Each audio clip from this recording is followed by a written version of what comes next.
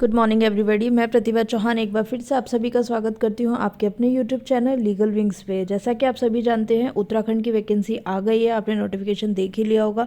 मैं फिर भी एक वीडियो आपके लिए लेकर आई हूं सिर्फ इसलिए ताकि आप कुछ चीज़ें, कुछ बिंदु जिन पर आपका ध्यान नहीं जाता है उनकी ओर आपका ध्यान आकर्षित हो जाए। ठीक है, तो सबसे पहले हम बात कर लेते हैं कि जाते जाते साल में इन्होंने बहुत अच्छा किया है कि आपको एक वैकेंसी दे गए हैं और उत्तराखंड का फिक्स है। लाइक इनका जो रिज़ल्ट आया था लास्ट ईयर 2020 को रिज़ल्ट आया था और ये 2021 में दिसंबर में फिर से वैकेंसी आ गई, एक साल में फिर से वैकेंसी आ गई। ठीक है, तो कोई इशू नहीं है। नंबर ऑफ़ सीट्स की अगर हम बात करें तो कोई वंडर की बात नहीं है, वहाँ इतनी ही आती है, इट्स ओके। नेक्स्ट अगर हम बात करते हैं कि उत्तराखंड के अलावा और हमारे पास क्या क्या ऑप्शंस थे, तो आप जैसे कि जानते हैं कि इस साल पूरे 2021 में स्टार्टिंग में एग्ज़ाम हुआ था एपीओ का, बिहार एपीओ का। उसके बाद में पूरे साल कुछ भी नहीं था और नवंबर में 3 एकदम से बहुत बड़े बड़े एग्जाम्स हो गए, Haryana judiciary, RJS and Uttarakhand APO. ठीक है, तो सेम पैटर्न मैं कहती हूँ हमेशा तैयारी अपनी करके रखो, पढ़ के रखो, क्योंकि ये बीच बीच में जो एग्ज़ाम्स आते हैं इसमें क्या होता है कि मान लीजिए किसी का यूपी टारगेट है, मान लीजिए लेट सपोज किसी का यूपी टारगेट है और वो यहाँ से तैयारी कर रहा है। अब जो सामने आती वैकेंसी ना इग्नोर की जाती नहीं है। आरजेएस आ गया, 2 महीना उसमें लग गया, पता चला भैया उसमें फेल हो रहे हैं। अब ये एमपी आ गई तो एमपी भर दिया होगा या भरने वाले होंगे, वो पढ़ने बैठोगे। फिर आ गई उत्तराखंड। तो ये बीच बीच के जो एरिया होते हैं ये आपको अपने लक्ष्य से, टारगेट से कहीं ना कहीं भटका देते हैं। तो आपको strong, you have to strong sorry, आपको स्ट्रांग होना पड़ेगा और एक टारगेट फिक्स करना पड़ेगा कि भाई मेरा तो यूपी है, मैं होम स्टेट हूँ, ज़्यादा से ज़्यादा उसके आस पड़ोस के 2-3 ले लीजिए। ठीक है, अब क्या होगा यहाँ पर प्रॉब्लम ये हो जाएगी कि लाइक आपने एमपी की तैयारी की मार्च तक, ठीक है, फिर आप वहीं पे आसपास ही ये होगा, बल्कि हो सकता है कि जल्दी भी हो जाए, गॉड नोस क्या हो, तो ये उसके आसपास ही होगा और पता चले अप्रैल में यूपी का नोटिफिकेशन आ गया। तो आपका दिसंबर से लेकर के अप्रैल तक का एरिया तो इन्हीं भटकाव में चला गया। फिर आप एकदम से यूपी की तैयारी, फिर कहोगे कि मेंस में समय नहीं मिला, 21 दिन मिले, 30 दिन मिले, राइट। तो कोई भी 2 या 3 स्टेट अपने पकड़ लीजिए और उनकी तैयारी करिए।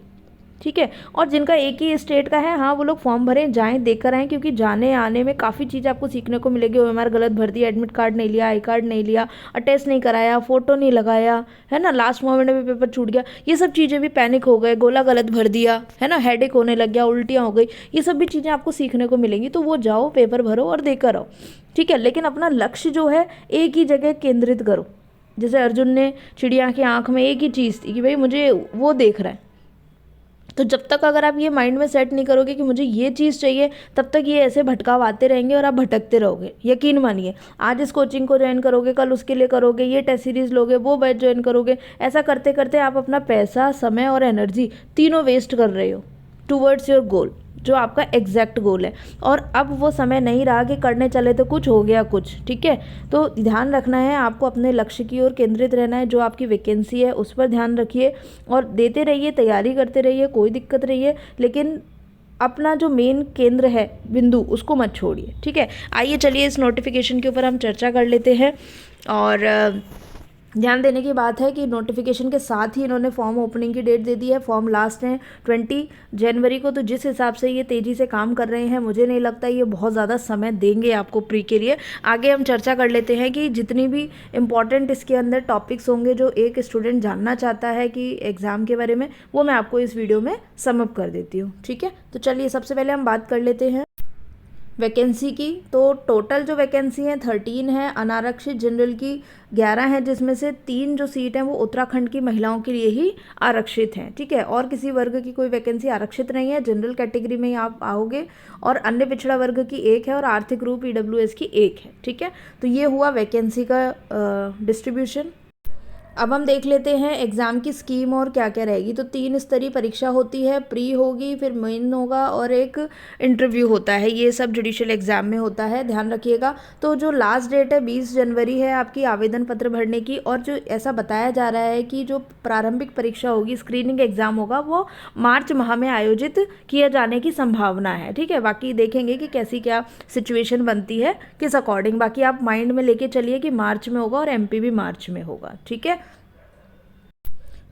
फिर आपकी एलिजिबिलिटी की बात कर लेते हैं। अनिवार्य ये होना ही होना चाहिए, तो याद रखिए उत्तराखंड के किसी भी विश्वविद्यालय से या पूरे भारत के किसी भी विधि विश्वविद्यालय से आपकी एलएलबी होनी चाहिए। दैट मीन्स वो लोग जो कह रहे थे कि अपियरिंग वाले अलाउ हैं क्या, तो नहीं, अपियरिंग वाले नहीं, आपको पास होना पड़ेगा, पास होने वाले ही हो सकते हैं। देवनागरी हिंदी वाले का ज्ञान होना चाहिए, वेरी इंपॉर्टेंट, कंप्यूटर का ज्ञान होना चाहिए। अब देखिए ध्यान रखिए 2-3 महीने में कंप्यूटर का सर्टिफिकेट भी मिल जाता है। इन केस अगर ये लोग फॉर्म में कोई कंप्यूटर का सर्टिफिकेट मैंडेटरी करते हैं तो आप लोगों के पास क्या रहेगा, नहीं रहेगा। इसलिए अभी भी समय है, जाइए जाके अगर उत्तराखंड का देना सेलेक्ट होना है तो किसी भी जो भी आपकी स्टेट जिस भी स्टेट के, यूपी, राजस्थान, जैसे राजस्थान में RSAT का कोर्स होता है 2-3 महीने का, तो वहाँ पे एनरोल कीजिए और मार्च तक आपका मिल जाएगा आपको सर्टिफिकेट, ठीक है। अगर हम उम्र की बात करते हैं तो मिनिमम जो है इसमें अभ्यर्थी की उम्र 22 वर्ष कर रखी है और मैक्सिमम है वो 36 वर्ष कर रखी है, ठीक है। और जो 36 वर्ष की गणना होगी वो 2 जुलाई 1985 1985 से पहले का नहीं होना चाहिए, ठीक है। फिर आ जाता है अधिकतम आयु में ये छूट वगैरह जो है ये जनरल कैटेगरी के बच्चों के लिए नहीं मिलेगी, वहीं के कोई लोग हैं उन्हीं के लिए रखी गई है, ठीक है, तो आप इसको छोड़ सकते हैं। उसके बाद अगर आइए नागरिक है तो यहाँ का हो, और ये सब छोड़ दो, आपके काम का नहीं है, ठीक है। देखिए ये इन्होंने फॉर्म भरने के लिए कैसे आप फॉर्म भरेंगे, पूरा इनकी साइट पर जाना है, फिर ऐसे करना है, फिर क्लिक करना है, जो भी इनके दे रखे हैं ना ये हाईलाइट किया हुआ बॉक्स बना के, बस इनको पढ़ते जाओ, फॉलो करते जाओ, आपको कोई भी नहीं है। आज भी कई बच्चे साइबर कैफ़े पे जाके फॉर्म भरवाते फिर उनके गड़बड़ हो जाती है ना। आपका जीवन है, आपकी लाइफ है, उससे प्रॉब्लम हो जाती है, तो आप इसको पढ़ते जाना, सॉल्व करते जाना और वहाँ पर आपका फॉर्म भर जाएगा। बहुत ध्यान से आराम से भर दीजिए। शुल्क की अगर हम बात करें तो जैसा मैंने आपको बता ही दिया था कि इन्होंने शुल्क के लिए मना कर दिया है कि कोई भी शुल्क न ले जाने के लिए निर्णय लिया है उत्तराखंड में। ये फॉर्म आप फ्री ऑफ कॉस्ट भर सकते हैं, ठीक है, सभी कैटेगरी के लिए, कोई ऐसा नहीं कि उत्तराखंड के ही लोग हो, बाहर के लोगों के लिए भी, सभी के लिए उन्होंने मना कर दिया है, ठीक है। फिर इन्होंने बताया है कि जो परीक्षाएं होगी आपकी मुख्य परीक्षा होगी, ठीक है, इंटरव्यू होगा, तो इसके लिए कुछ इंस्ट्रक्शंस यहाँ पर दिए गए हैं, उनको जान लेते हैं। कि जब भी आप प्री एग्ज़ाम में पास हो जाएंगे, ठीक है, प्रारंभिक जो परीक्षा होगी उसमें आप सफल होने के बाद मुख्य परीक्षा में जाएंगे। मुख्य परीक्षा में आप सभी लोग जानते हैं मेंस के सब पेपर्स होते हैं, उसके बाद आपको कंप्यूटर का भी एक पेपर देना है जिसमें प्रैक्टिकल इन्फॉर्मेशन होगी, प्रैक्टिकल आपका लिया जाएगा, जो भी वो कमांड देंगे वो आपको करना पड़ेगा, करके आपको अपने कंप्यूटर पर दिखाना पड़ेगा, ठीक है। और सबसे इम्पॉर्टेंट, अगर आप सोच रहे हैं कि ये परीक्षा के अंक जुड़ेंगे तो ये मुख्य परीक्षा में ये अंक सम्मिलित नहीं किए जाएंगे, बस ये क्वालिफाएंगे। अगर आपका ये इंटरव्यू में कंप्यूटर में फेल हो गए तो आपका चेक नहीं होगा, पास होना ज़रूरी है बट उसके मार्क्स जुड़ेंगे नहीं, क्लियर। देखिए ये लोग आपको लिखित परीक्षा के मेंस के अभी से इंस्ट्रक्शंस दे रहे हैं। हर नोटिफिकेशन को आप PDF को डाउनलोड करके रखा करें, कोशिश हो सके तो उसको प्रिंट आउट ले लें और एक फ़ाइल बनाएं, फाइल मेंटेन करें। बिकॉज आज ये नोटिफिकेशन आया, जब आप इंटरव्यू में जाएंगे तब हो सकता है दिसंबर तक लग जाए, कोविड की वजह से ज़्यादा समय भी लग गया था। फिर आप इस नोटिफिकेशन को ढूंढने की कोशिश करते हो, फिर साइट पर नहीं मिलता। तो ध्यान रखिए मेन्स में इन्होंने क्या इंस्ट्रक्शंस दिए, जैसा कि सब में ही होता है कि जो भी कोई जगह दी गई है उसी पे लिखना है, जो अंकों के लिए जगह है वहाँ नहीं लिखना है, जो आपका रोल नंबर है फिर वही लिखना है, ठीक है, जहाँ पर जिस चीज़ की जगह हो उसी के अकॉर्डिंग लिखना है। काट पाट नहीं करनी है, उत्तर या तो अंग्रेजी में दें या पूरा हिंदी में लिखें। मिक्स भाषा यूज़ करने पर आप ये आपके नंबर भी काट लेंगे, ठीक है। साथ ही लिखा हुआ एक ही प्रश्न में उत्तर हिंदी और अंग्रेजी दोनों में लिखना बिल्कुल वर्जित है, क्लियर। फिर साफ साफ लिखा हुआ है कि खाली प्रश्नों के बीच में अगर आपका रह गया तो उसको क्रॉस करें, ठीक है। कुल उत्तर पुस्तिकाओं की संख्या, मुख्य उत्तर पुस्तिका और इसका विवरण उस पर लिखना ही है। ये सब जब आप मेंस देने जाओगे तब फिर से आपको बता दी जाएगी, बट एक बार फिर से आप देख लीजिए कि आपको क्या नहीं करना है। पन्ना फाड़ना फूड़ना नहीं है ना, और पन्नों के दोनों तरफ लिखना है। किसी भी प्रश्न में रफ कार्य करें तो उत्तर को उसको लिख दीजिए, ठीक है, काट दीजिए और पन्ना फाड़े नहीं, ठीक है। किसी भी आदेश का उल्लंघन करने पर आपको दंड स्वरूप क्या क्या होगा, 5% अंक की कटौती कर ली जाएगी, ठीक है। मिश्रित भाषा यूज होने पर 5% अंक की कटौती कर ली जाएगी। और पेंसिल से लिखे हुए शब्दों का मूल्यांकन नहीं होगा, आंसर का मूल्यांकन आपको बिल्कुल भी नहीं होगा। प्रश्न संख्या अगर नहीं लिखी है तो 1 अंक कट जाएगा, क्लियर। और खंड, जैसे एक क्वेश्चन ए का ABC है, ये नहीं लिखा है तो 1/4 कट जाएगा, सॉरी हाफ कट जाएगा, ठीक है। और उपखंड ना लिखने पे 1/4 कट जाएगा, ध्यान रखना। किसी भी धार्मिक असंगत धार्मिक चिन्ह आपत्तिजनक शब्दावली का प्रयोग करने पर 1 अंक की कटौती की जाएगी, क्लियर है। तो तो इसीलिए मैं कहती हूँ अपनी भाषाओं का बहुत अच्छे से यूज़ वो करिए। अगर हिंदी मीडियम में तो कोई बुरी बात नहीं है, लेकिन आप हिंदी में ही करो, फिर आप इंग्लिश की तरफ मत जाओ। इंग्लिश ईजी लगती है तो आप इंग्लिश की ओर चले जाते हो, उसके वर्ड्स याद करने लगते हो, फिर लिखने लगते हो। इंग्लिश वाले हो तो इंग्लिश में ही ध्यान दो और इंग्लिश की ही ओर जाओ। अप्रासंगिक बातों को नहीं करना है, ये सब आप देख लीजिए। 4 कट जाएंगे, ठीक है, 4 नंबर कट जाएंगे। और इस तरह से इन्होंने पूरा इनका बता रखा है, ठीक है। इसके बाद आपको ध्यान रखना है प्री एग्ज़ाम में आफ्टर आंसर की जो ऑब्जेक्शंस आते हैं उन्होंने अभी दे दिया है कि आप जैसे आंसर की आएगी 7 दिनों के अंदर ऑब्जेक्शन कर सकते हैं। एक क्वेश्चन के 50 रुपये लिखेंगे, इन्होंने पहले ही बता दिया है, ठीक है। और ये देखिए नेगेटिव मार्किंग का है, जिन लोगों को ये नहीं मिल रहा था कि भैया नेगेटिव मार्किंग का है, तो याद रखना उत्तराखंड लोक सेवा आयोग में वस्तुनिष्ठ जो MCQ वाली परीक्षा होती है उसमें नेगेटिव मार्किंग है। और नेगेटिव कितनी होगी? 1/4 नेगेटिव होगी। जो भी कोई क्वेश्चन आप गलत अटैम्प्ट करेंगे या 1 के 2 गोले भर देंगे तो उसका भी होगा, ठीक है। और न्यूनतम अंक जो हैं आपको 50% मार्क्स लेकर ही आने हैं, ध्यान दीजिए। इसका मतलब है कि आपको मतलब 50 की जीके और 150 की लॉ, 200 में से 100 नंबर तो लाना ही लाना है, नेगेटिव में भी काट पीट के। उसके बाद फिर कट ऑफ मेरिट जाएगी। मान लीजिए 120 जाती है, 150 जाती है, जितनी भी कट ऑफ जाती है वो कट ऑफ में फिर आपको पाना है, तब आपका नंबर आएगा, ठीक है। ये देख लिए प्री एग्ज़ाम का जो सेंटर है, इन लोगों ने उत्तराखंड के अल्मोड़ा, बागेश्वर, चंपावत, हल्द्वानी, खटीमा, रुद्रपुर, पिथौरागढ़, देहरादून, गोपेश्वर, हरिद्वार और नई टिहरी, रुद्रप्रयाग, श्रीनगर, इतने सारे विभिन्न परीक्षा स्तर पर केंद्रों पर आयोजित करने के लिए प्रस्ताव किया है कि बाकी नंबर ऑफ़ कैंडिडेट के अकॉर्डिंग देखा जाएगा, ठीक है। यहाँ पर आपका आ सकता है सेंटर, ठीक है। और देख लेते हैं, ये आपके सेंटर के सिटी कोड्स हैं, ये आपको भरने हैं। जब आप प्री का फॉर्म भरेंगे तब ये उसमें आपको ध्यान से अपना सेंटर का ध्यान से देख के वहाँ भर दीजिएगा, ठीक है। और प्रारंभिक परीक्षा में सफल जो भी विद्यार्थी होंगे उन सबकी मुख्य परीक्षा का आयोजन जो है हरिद्वार में होगा, क्योंकि डेफिनेटली इसी बात है कि आप देखिए 13 सीट्स हैं, 10 गुना बच्चे लेने हैं प्री के लिए, तो 130 बच्चे जाएंगे। आप चाहे आवेदन 1 लाख करो चाहे 10 लाख करो, ठीक है, उनमें से पास होना 130 और राउंड ऑफ कर ले तो 150, क्योंकि लास्ट वाले के जितने सिमिलर नंबर होंगे तो 150 बच्चे, ठीक है। और ज़्यादा हद मार लो तो 200 लो, इससे ज़्यादा नहीं, ठीक है। 200 बच्चों का होगा तो आराम से हरिद्वार में 200 बच्चे मेंस बैठ जाएंगे। ज़्यादा भीड़ होती है वो प्री में ही होती है, ठीक है। फिर ये सब जानते हो प्री, मेंस, इंटरव्यू, ये 3 तरह की परीक्षाएं होंगी।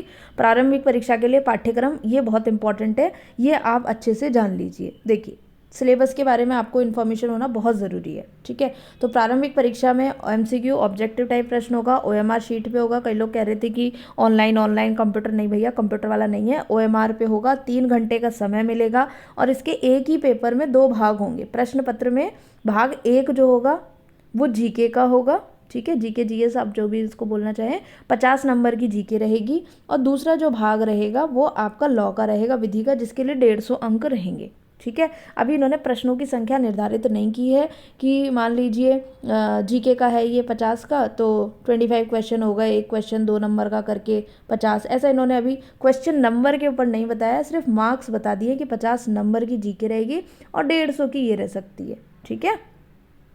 बाकी ऐसा भी कर सकते हैं कि भाई 25 की ये और 75 की लॉ, तो ऐसा करके 100 का भी हो सकता है। जो भी होगा वो उसी टाइम पता चलेगा, अभी इनका नहीं है। बट इतना मान लीजिए कि 150 अंक की विधि होगी और 50 अंक की GK होगी। अब GK के अंदर इनका क्या क्या आने वाला है ध्यान रखना। भारत और विश्व की विधि जगत में घटित होने वाली प्रतिदिन की घटनाएं, जिसे हम करंट अफेयर कहते हैं, ठीक है। इंडिया और इंटरनेशनल लेवल का क्या आ रहा है? करंट अफेयर आएगा, क्लियर। मुख्यतः प्रश्न जो होंगे इंटरनेशनल लॉ के होंगे, ठीक है। नवीनतम लागू विधायन जो भी होंगे भारतीय संविधान के वो होंगे, विधि, उसका विकास। तो बेसिकली ये जनरल टाइप के आ रहे हैं, स्टैटिक GK का इसमें कहीं भी उल्लेख नहीं किया गया है, ठीक है। नेक्स्ट हम देखते हैं भाग 2 के अंदर, तो सिलेबस में कुछ चेंजेस हैं, आइए देखते हैं क्या क्या है। संपत्ति अंतरण अधिनियम, दैट मीन्स TPA आएगा आपका। हिंदू विधि, हिंदू लॉ आएगा। मुस्लिम लॉ आएगा।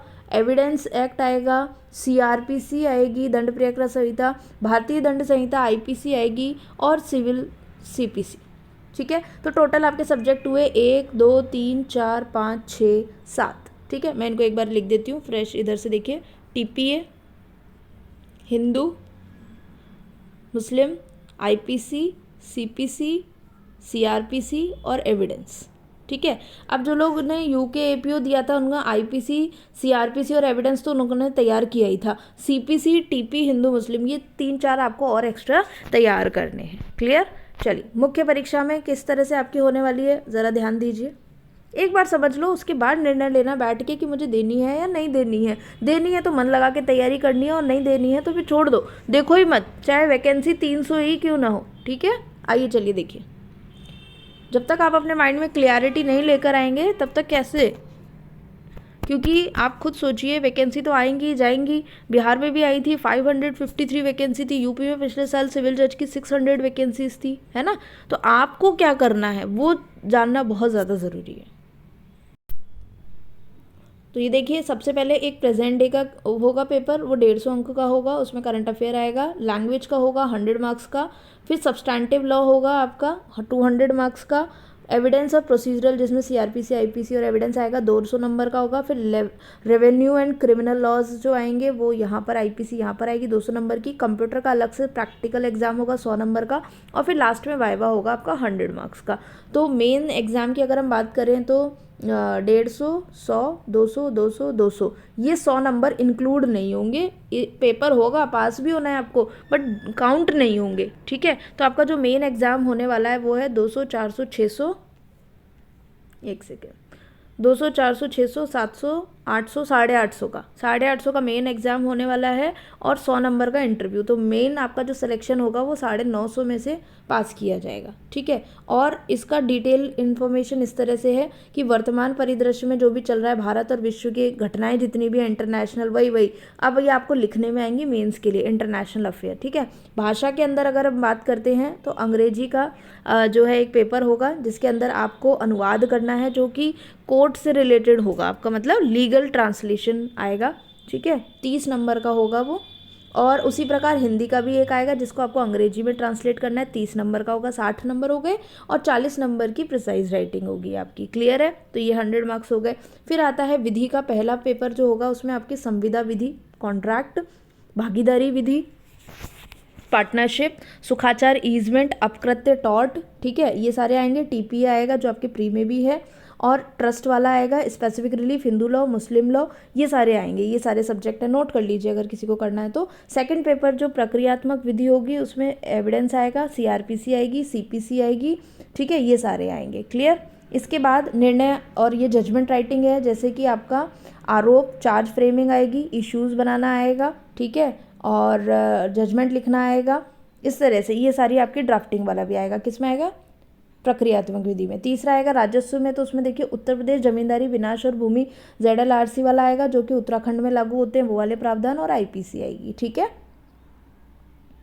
उसके बाद है बेसिक नॉलेज कंप्यूटर में आपको माइक्रोसॉफ्ट विंडो ऑपरेटिंग सिस्टम, जिसे MS बोलते हैं, ये आपके 100 मार्क्स का, इसी के अंदर कुछ ना कुछ आपसे करवाएंगे। और क्वालिफाइंग जो मिनिमम मार्क्स है 40 आपको लेकर आने हैं। 1 घंटे का समय मिलेगा। मान लीजिए कुछ भी कह देंगे, एक फाइल सेव करके दिखाओ, ये लिस्ट है, इसके मार्क्स ऐसे करके दिखाओ, ऐड करके दिखाओ। ठीक है, तो इसके अंदर देखिए और डिटेल में बता रखा है इन्होंने सिलेबस को ब्रॉडली। 1 क्वेश्चन आएगा आपका विंडो और इंटरनेट से, 1 क्वेश्चन आपका आएगा MS वर्ड से, MS एक्सेस से आएगा, एक्सेल से आएगा, पावर पॉइंट से आएगा। यहाँ से जो है 5 एक्शंस आपको परफॉर्म करने पड़ेंगे, जो मैं कह रही हूँ ना कि फाइल सेव करना, कट कॉपी पेस्ट करना, ड्राफ्ट में जाना, डिलीट करना, इवैल्यूएशन करना, मार्किंग करना, ये सब आपको इसमें से परफॉर्म करने के लिए वहीं पर वो लोग देंगे तुरंत ही। ठीक है, तो आप सीख सकते हैं, आराम से प्री दीजिए, उसके बाद 1 महीने में आप बहुत अच्छे से सीख जाएंगे, अगर कंप्यूटर इनकेस नहीं भी आता है तो। फिर ये है आपका इंटरव्यू होगा, 100 मार्क्स का इंटरव्यू, इसमें नंबर भी जुड़ेंगे आपके, और फाइनल मेरिट लिस्ट बनेगी। ठीक है, तो गुड लक। आज हम यहाँ पर डिस्कस कर रहे हैं जाते हुए साल के अंदर 31 दिसंबर को। होपफुली 2022 आपके लिए बहुत अच्छा हो, आपका सिलेक्शन हो, आपको अपनी मंजिल मिले। देखिए ध्यान रखिएगा कि अभी आप लोग सोच रहे हो कि एक बार सिलेक्शन हो जाएगा, यूँ हो जाएगा, यूँ हो जाएगा, तो आप मेंटली तो फ्री हो जाओगे कि चलो भाई सिलेक्शन हो गया, रोजी रोटी की दिक्कत नहीं है, सुबह उठ के करना क्या है वो दिक्कत नहीं है। अभी जो स्ट्रगलिंग फेस चल रहा है, बेसिक आपका स्ट्रगल ये है कि हम सुबह उठ के करें क्या। राइट। लेकिन देखिए, अगर आप सोच रहे हैं कि ज़िंदगी की समस्याएं समाप्त हो जाएंगी, तो देखिए ज़िंदगी है तो समस्याएं हैं, समस्या है तो ही ज़िंदगी है, ठीक है। ये मान के चलिए कि जब आप जज बन जाओगे तो आपको बहुत डिसिप्लिन में आना पड़ेगा, डाइस पे बैठना पड़ेगा, जाना पड़ेगा, चाहे केस हो चाहे नहीं हो, मन हो चाहे नहीं हो। अभी तो फिर भी सर्दियाँ तो चलो रजाई में घुस गए, कोचिंग की छुट्टी कर लिया, एक दिन का गैप कर लिया, नहीं पढ़े, जिम की छुट्टी कर ली, है ना। लेकिन जब आप जज बन जाओगे ना, तो आप इवन मानिए कि घर में चाहे कुछ भी हो रहा हो, आपकी वो जन्मभूमि, कर्मभूमि, हर भूमि वही बन जाएगी, वो कोर्ट, वो डाइस, ठीक है। उसके लिए आपको जीना है और उसी के लिए आपको मर जाना है। अगर आपके घर में किसी की डेथ भी हो जाएगी ना, तो भी डीजे साहब से पूछ के आपको छुट्टी लेनी पड़ेगी और तब आप जा सकते हो, ठीक है। तो मोर स्ट्रॉन्ग बनना पड़ेगा और बहुत अच्छी और डिसिप्लिन वाली लाइफ जीनी पड़ेगी। तो उस चीज़ के लिए रेडी हो जाइए। 2022 में इस फेज़ को छोड़िए। अभी आपका स्टेटस है स्टूडेंट वाला, कैंडिडेट वाला, एस्पिरेंट वाला, इसको छोड़िए और एक स्टेटस पाइए लाइफ में। ये जो स्टेटस आप पाएंगे अपनी मेहनत से पाएंगे, और ये जो स्टेटस होगा वो लाइफ लॉन्ग आपके साथ चलेगा। जीते जी आपको सब लोग जस्साब जस्साब कह के ही पुकारेंगे, और मरने के बाद भी यही कहेगा कि मेरे मित्र थे, वो जज थे, ठीक है। तो ये आपका स्टेटस होगा, आपकी मेहनत से आएगा, जीते जी भी, जीने के साथ भी और मरने के बाद भी। वो कहते हैं ना LIC इंश्योरेंस, है ना, साथ निभाए उम्र भर, तो वही वाली बात है। ओके, तो इसी के साथ मैं विदा लेना चाहूँगी। Thank you so much. I hope आपको ये चीज़ समझ में आई होगी। और ये रहा सब, ये पूरा नोटिफिकेशन है हमारे टेलीग्राम चैनल पे अवेलेबल है, आप इसे डाउनलोड कर सकते हैं, ठीक है। Thank you so much.